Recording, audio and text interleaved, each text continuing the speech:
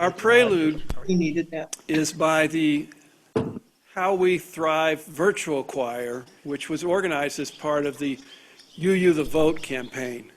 The song they're singing is We Shall Be Known by Mammoose.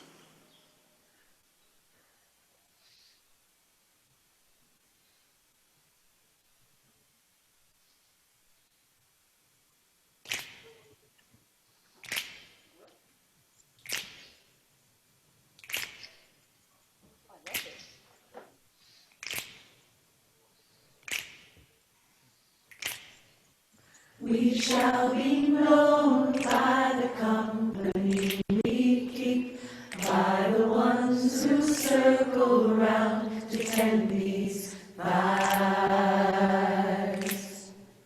We shall be known by the ones who sow and reap the seeds of change alive from deep within the earth. It is time now. It is time now that we thrive. It is time we lead ourselves into the well. It is time now, and what a time to be alive in this great turning. We shall learn to lead in love. In this great turning, we shall learn to lead in love. We shall be known by the company we keep, by the ones who circle round to tend these vibes.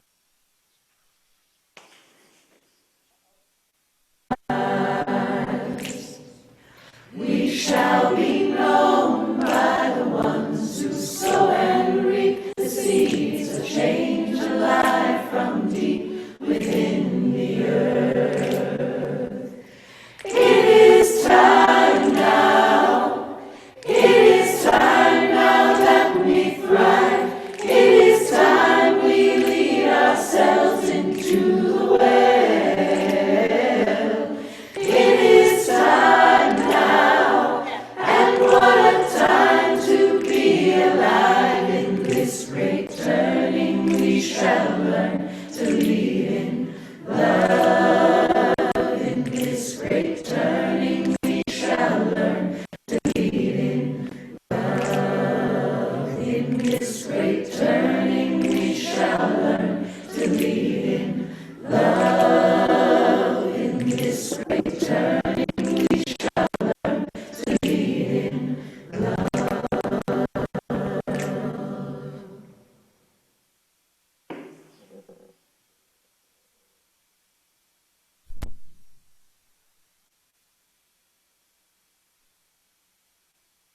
What a time to be alive. Good morning. It is my pleasure to welcome each of you to the Lake Chapala UU Fellowship. My name is Matt Alspaugh, and I serve as your minister here. Some of us are bringing our best selves to this space, and some of us are bringing our struggling selves, including pieces we might be ashamed of. All of us are welcomed here, and all of us are loved. Some of us already have open hearts, and some of us aren't quite there yet, because our hearts have gotten a little beat up in this week, and we may not have forgotten how to trust and be open. Your heart is welcome here, no matter how bruised. You are welcome among us.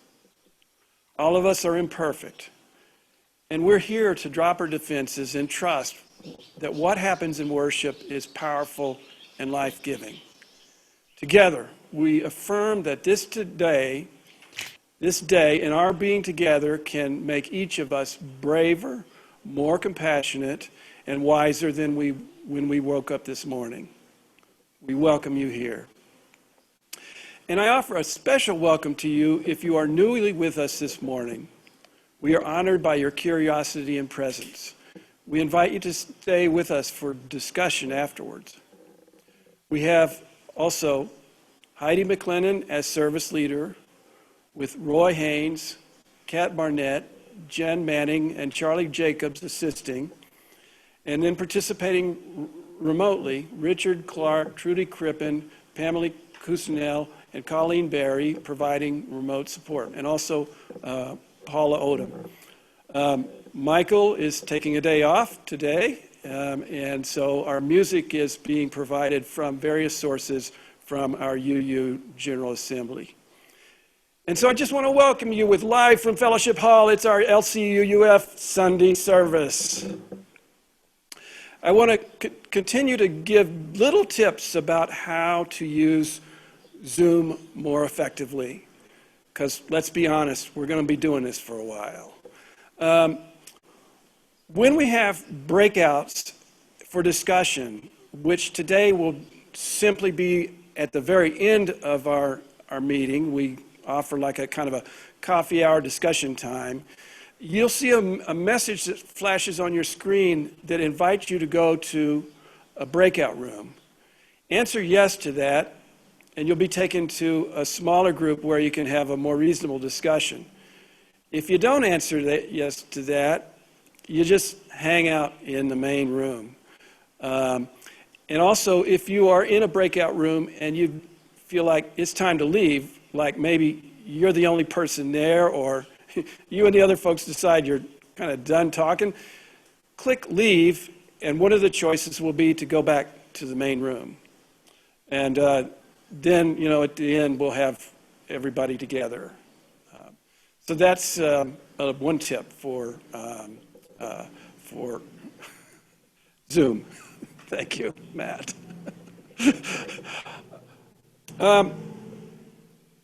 For our announcements, we had a slideshow at the beginning that had all of our announcements on it. But if you missed those, I will post a link in my daily sharing tomorrow with all of that information so you can get all the login links and all the details there. Now, I want to make one special announcement, and that is that on this coming Friday at 2 o'clock, we will have a Zoom gathering, a workshop really, where we are looking at how we're doing Sunday services in these days. A little bit of it will be about the technology we're using, not so much to teach people about that, but to make you aware. But a big part of it will be about how you might be able to help out, even in small ways like doing readings from your homes, all the way to doing big full-on services in this format. And we'll also be looking for your advice, your experience, your preferences in what we're doing in Sunday services. So I hope you'll be able to join us at 2 o'clock on Friday.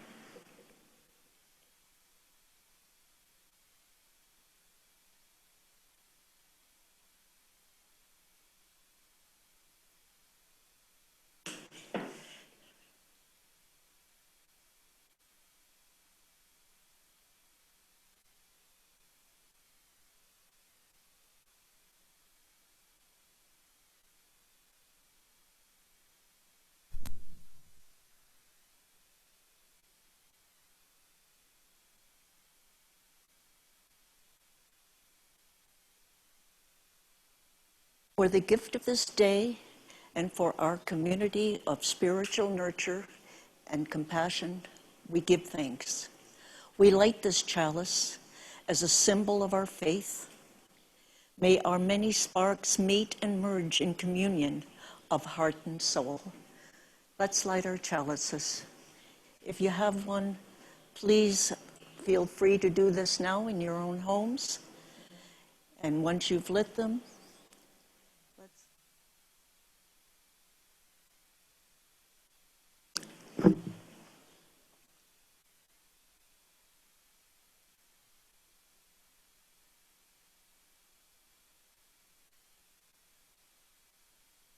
Our opening reading is by Monica Jacobson Tennyson.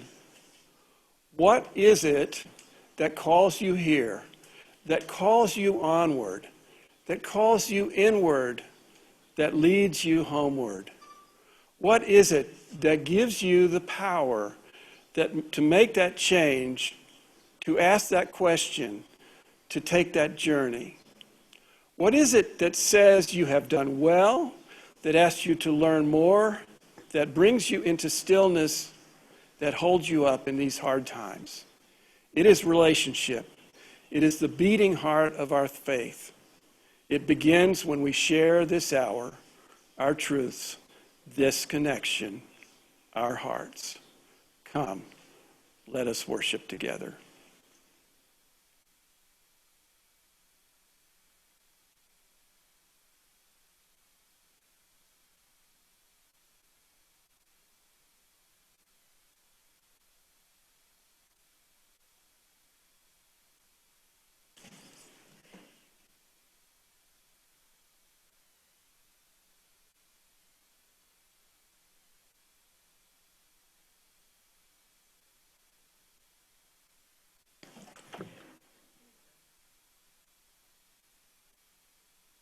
Okay.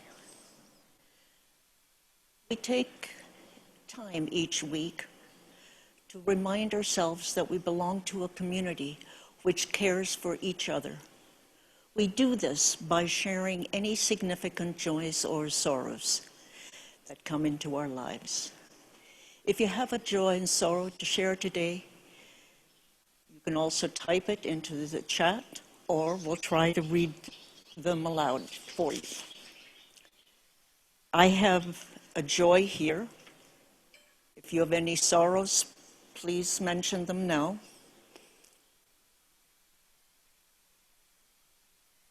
The joy I have is one from Jan Manning.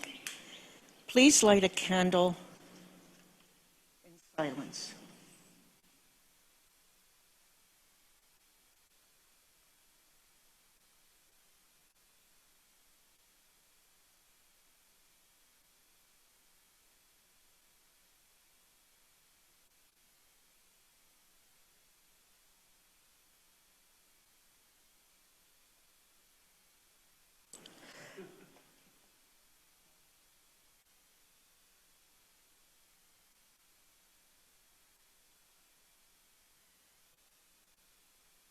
Care candle.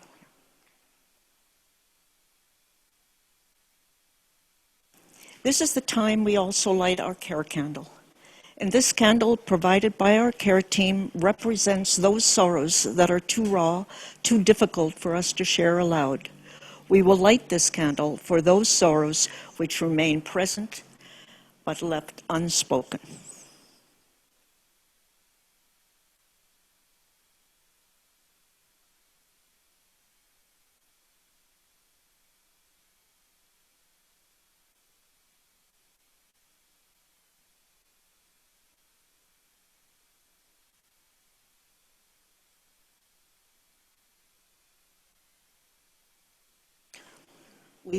The next hymn is We Would Be One.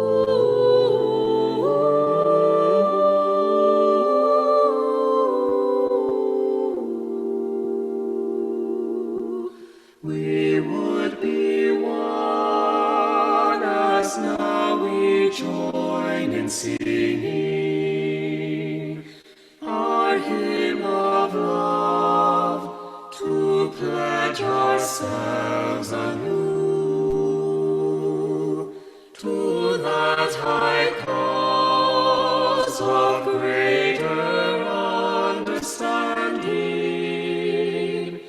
of who we are and what in us is true.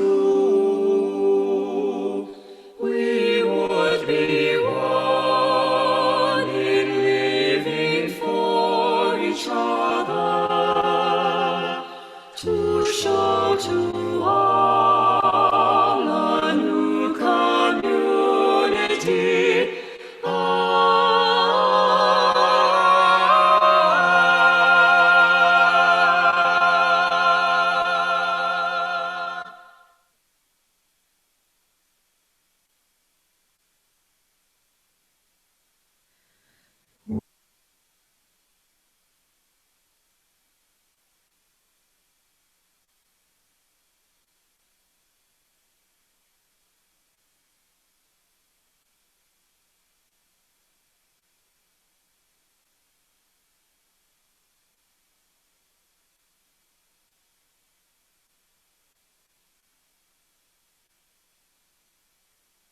Good morning, everybody.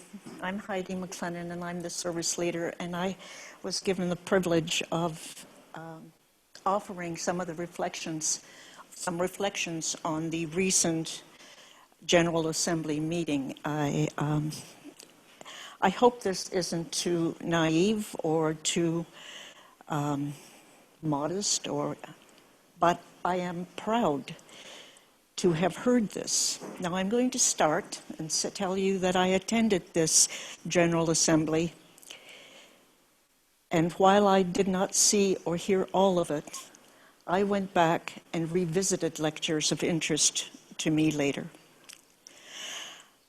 I listened to their poetry, their beautiful music, the drummers, the flutes and the voices carrying messages for us to come together. On the last Sunday of this meeting, I discovered that the Reverend Joan Javier Duval from Montpelier, and not Montpelier, Vermont, was a participant.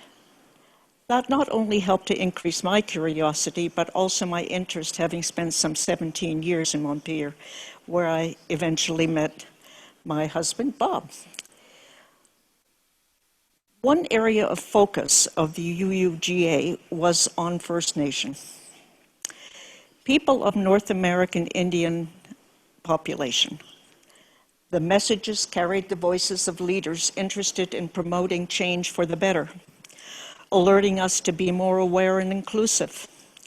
One such change, of which I was not aware, was that the Columbus Day was to become the Indigenous People Day. I actually saw this on my bank statement recently. I was very surprised. After all, it should be so. Columbus was a slave trader for Portugal. These lectures started me thinking, where did I first hear about the Indians? In the June of 1953, my parents immigrated from Toronto. My parents immigrated to Toronto, Canada. In the September of that year, I started school. My grandparents, who had come along with us, purchased a television. Actually, it was my grandfather. He loved gadgets. There they were on TV, Gene Autry, Roy Rogers, and Dale Evans, Hopalong Cassidy, and of course, the Lone Ranger and Tonto. Wow, was I impressed. These cowboys were the good guys, protecting their land and their families, chasing the terrible Indians away. These Indians pillaged, raped, scalped you. Of course I would support the cowboy. But that the newcomers, the colonists, were displacing the First Nation people was of little concern and was never mentioned. The colonists had the protection of the government of Canada, the British forces. In Canada, the tribes that we were most familiar with were the Iroquois, the Algonquin, and the Mohawk. I have lots of stories I could tell you about the Mohawk. They were the guys that built the skyscrapers in New York City. The Iroquois were the most feared. However, while many a turf war was playing out among the tribes, our local schools focused on the terrible things that the Indians did and not so much about the takeover of the native land and the interest that the priests had in the conversion of the natives. In the Northwest Territories, the Inuit population was also being exploited, their children taken away by the missionaries to be sent to religious schools taught by the priests and the nuns. Their own languages and customs forbidden, parents had virtually no say in this, and many children never saw their families again. This was all under the protection of the federal government. This may have been well-intentioned, but the government did not ask. They just acted. In the United States, not unlike everywhere else, the land was stolen.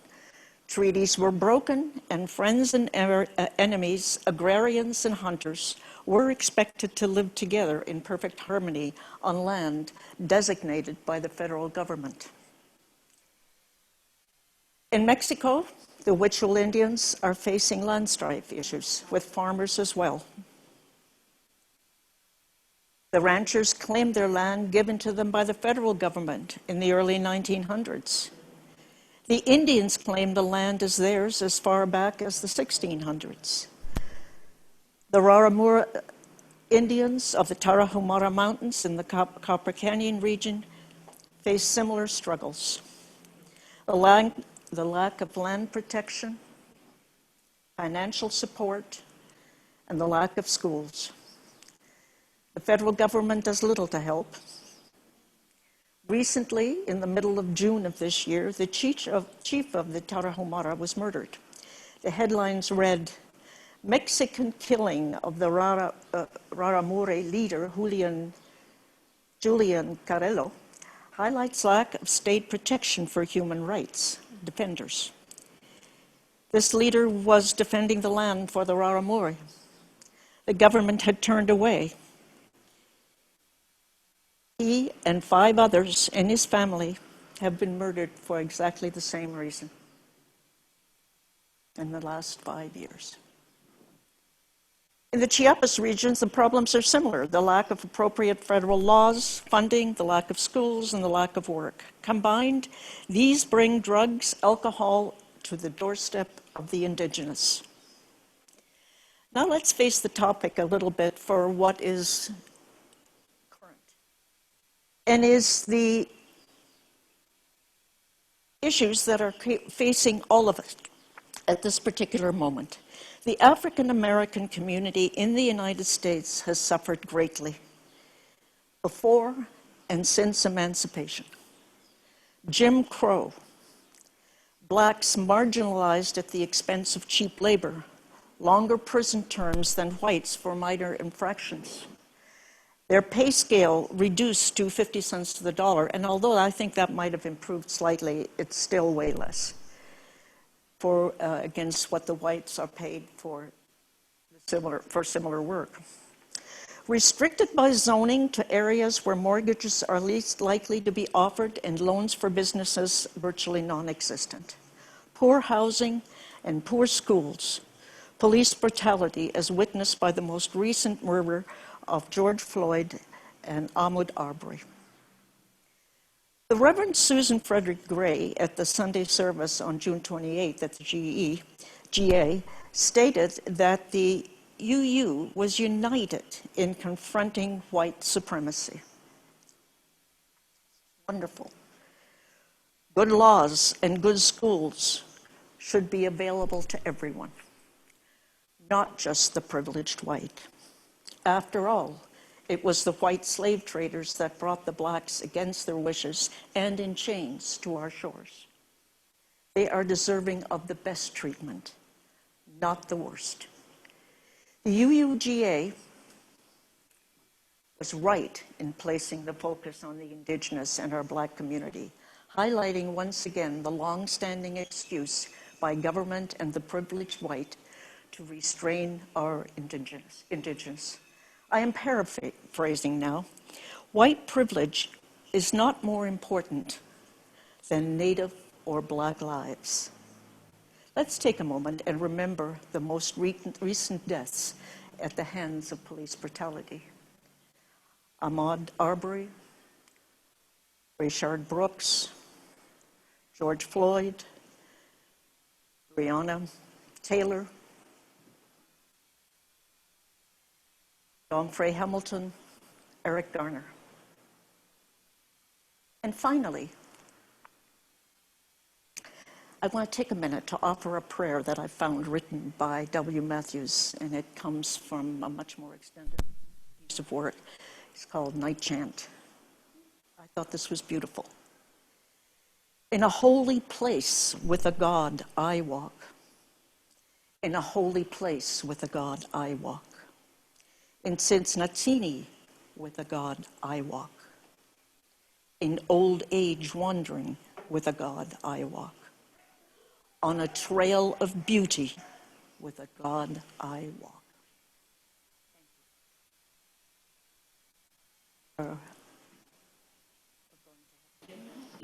We are.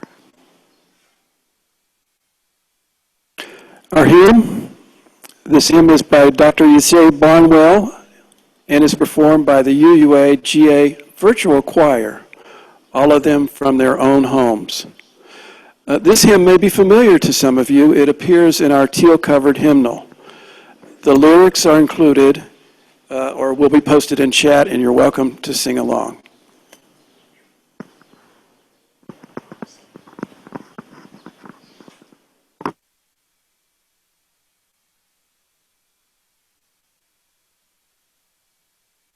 For each child that's born, a morning star rises and sings to the universe who we are. For each child that's born, a morning star rises and sings to the universe who we are. Oh, for each child that's born, a morning star rises and sings to the universe who we are. Oh, for each child that's born, a morning star rises and sings to the universe who we are.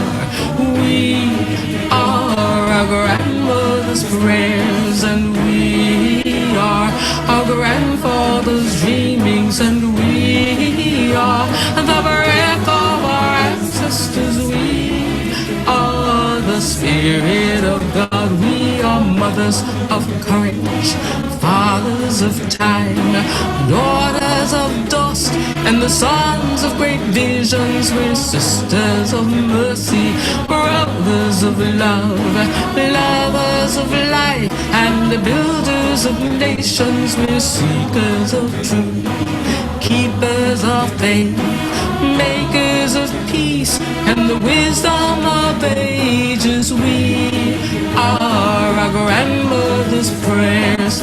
We are our grandfather's dreamings, and we are the breath of our ancestors. We are the Spirit of God. We are mothers of courage, fathers of time, daughters of dust, and the sons of great visions. We're sisters of mercy, brothers of love, lovers of life, and the builders of nations. We're seekers of truth and keepers of faith.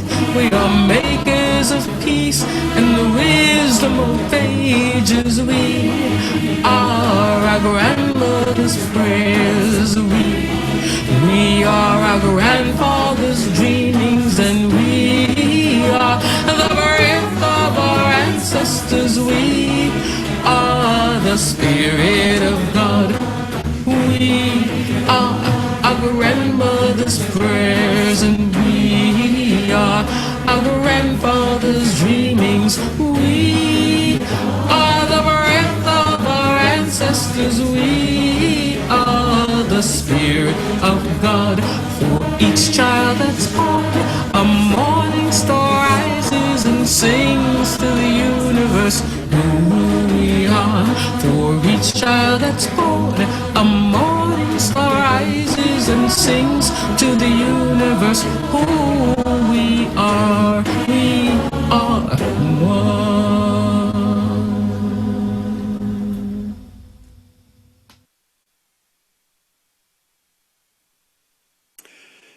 General Assembly is the annual business meeting of the Unitarian Universalist Association in the United States.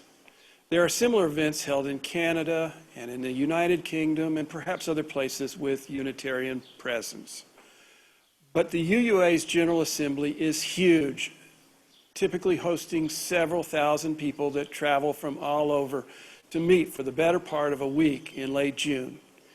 It's a hidebound in tradition, emerging from the summer meetings in the early days of the Unitarian denomination way back in the early 1800s. General Assembly is multiple things. It's governance, where delegates from member congregations vote on denominational business. It's education, with many workshops and programs on a variety of topics. It's exhibitors selling wares and offering services. It's activism, where the denomination seeks to witness for change, usually out in the streets. It's celebration, with amazing worship and celebration of milestone events like ministers and religious professionals getting their credentials, like yours truly here receiving final fellowship as a minister a few years ago. General Assembly is its kind of own special animal in Unitarian Universalism. Some people live for GA, going year after year. These GA junkies, as they're called, get their UU fix every year in June, hopefully supporting their congregations and bringing back ideas and enthusiasm. Now, I showed you a lot of pictures from some past GAs, but not this year's GA. I didn't take any. I couldn't find any from the UU World magazine, nor on the UUA website. That's because this year was different. Just as the pandemic has affected how we meet as a fellowship, the pandemic touched GA.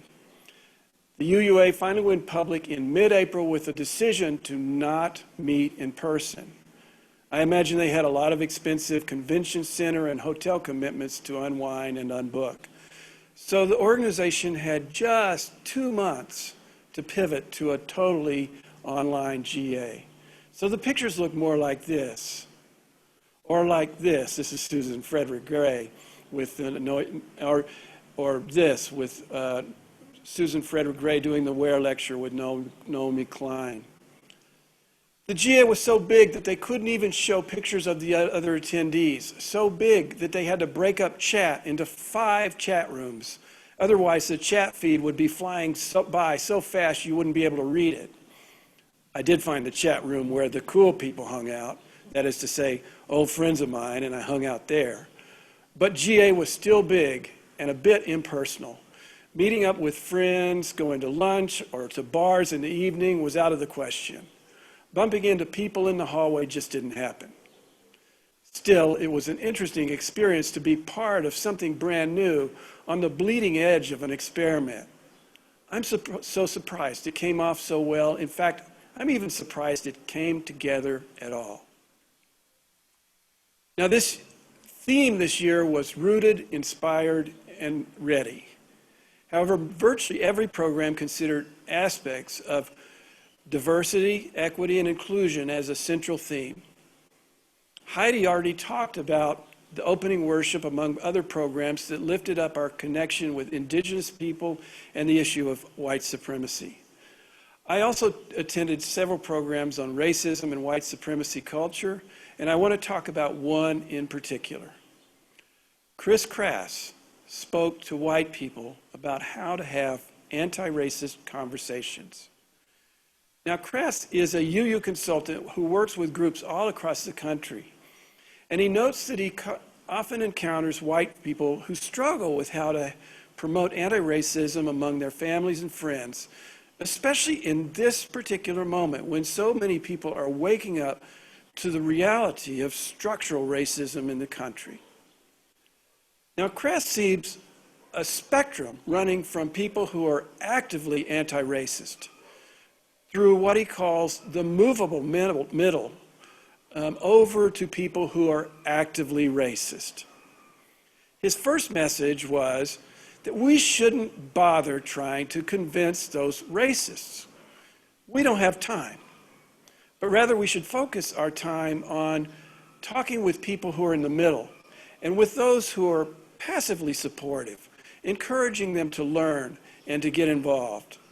He makes the point that we are most effective when we do this from our heart, telling our own stories rather than spitting out facts. We draw people in when we say something like, hey, I went to this most amazing rally last week, and my heart was really broken open by what I heard. We invite such people in when we are sharing from our hearts.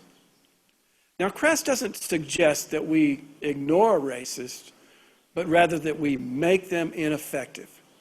He gives an example from his own family of origin.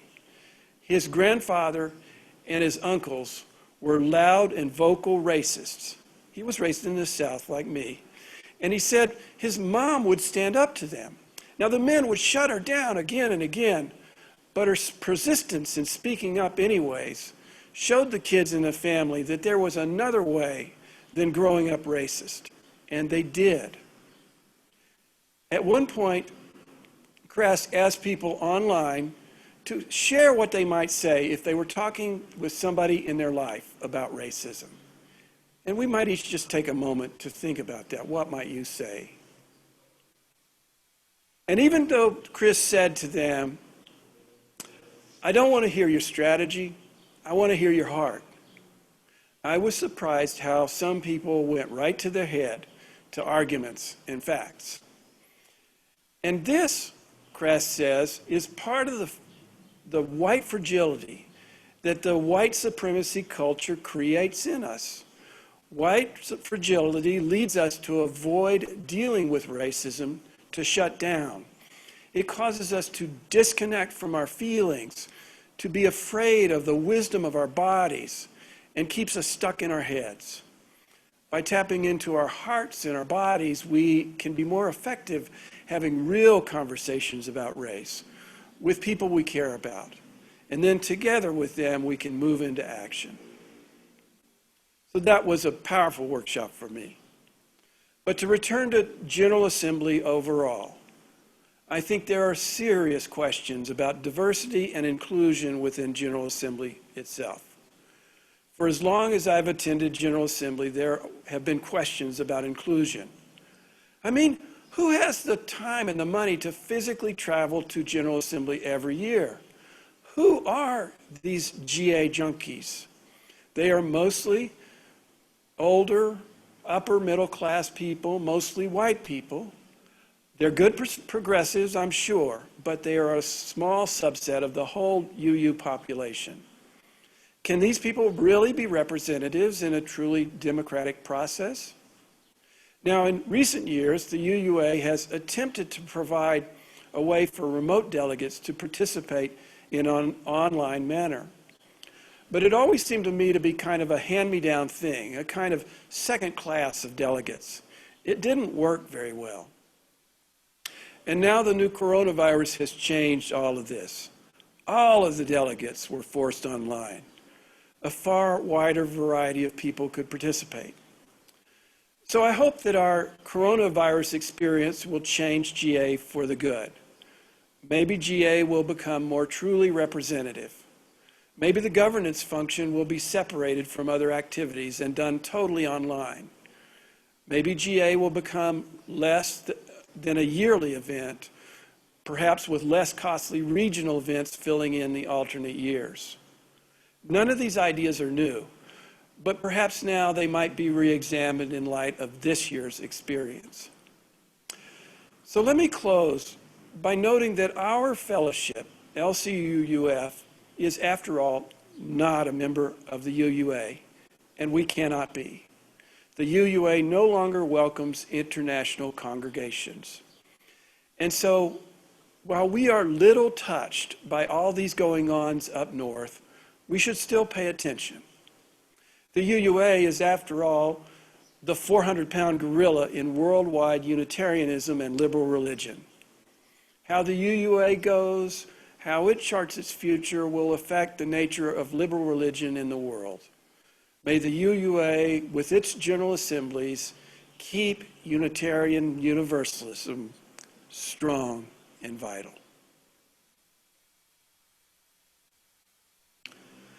And now time for meditation. Chris Crass suggested that we needed to be less in our heads and more in touch with our hearts and our bodies. So let's use this time to do that. In your own home, in your own space, why don't we just take a little time for some meditation? You might want to soften your eyes or close them and just breathe. Take 3 big breaths.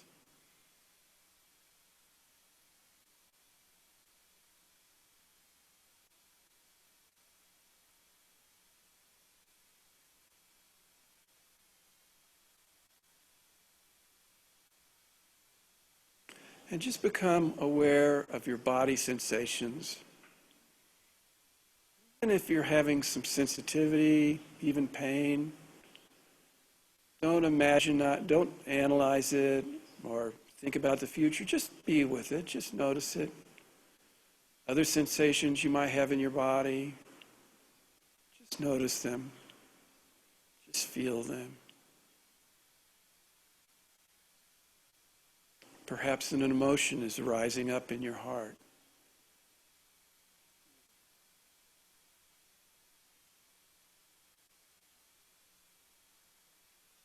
Pay attention to these.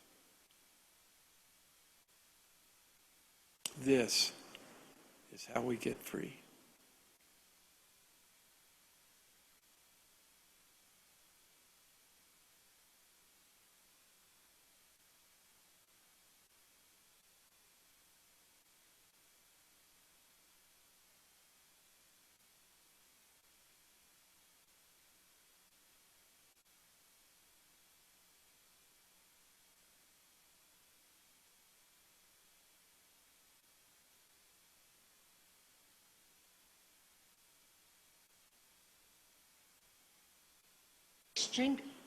We extinguish this chalice, this flame, but not the light.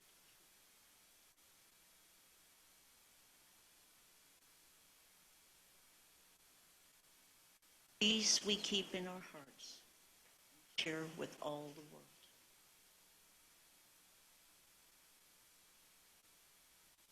The Slude was composed by Kate and Justin Miner,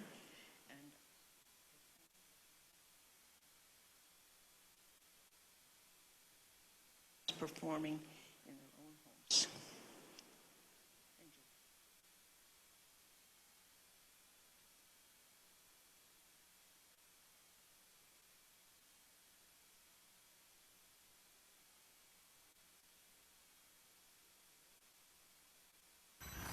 There will be better days. There will be better days. There will be better days. There will be better days. There will be better days. There will be better days. There will be better days. There will be better days. Let the wave wash over. There will be better days. There will be better days. I am already under. There will be better days. Let the wave wash over. There will be better days. There will be better days. Let the wave wash over. There will be better days. There will be better days. Let the wave wash over. There will be better days. There will be better days. I am already under. There will be better days. Let the wave wash over. There will be better days. There will be better days.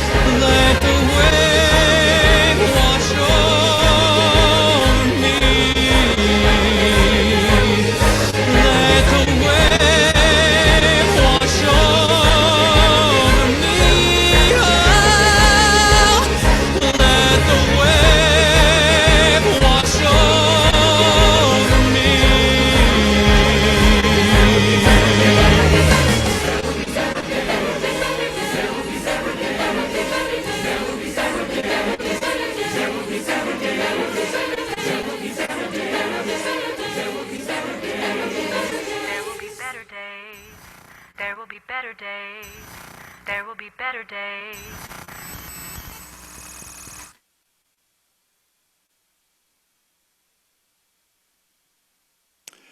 Our closing words are by Laurelyn Bellamy. If here you have found freedom, take it with you into the world.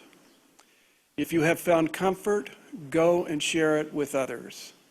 If you have dreamed dreams, help one another that they may become true. If you have known love, give some back to a bruised and hurting world. Go in peace.